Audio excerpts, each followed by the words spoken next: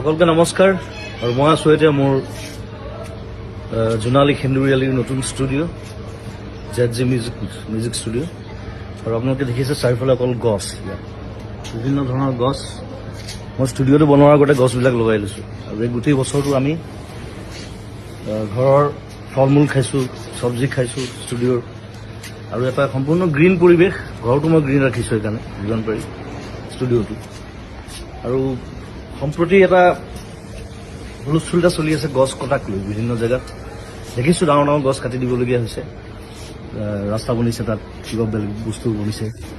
গতিকে আৰু চৰকাৰে কৈছে যে আমি গছ কাটিছোঁ যদিও আমি বিভিন্ন ঠাইত গছ ৰুইছোঁ তাক বেলেঞ্চ কৰিবৰ কাৰণে। কিন্তু এতিয়া কিছুমান জেগা আছে, যেনে ৰিচেণ্টলি যিটো হুলস্থুল চলি আছে দীঘলী পুখুৰীৰ সেই পুৰণা গছখিনিক লৈ পেলাই।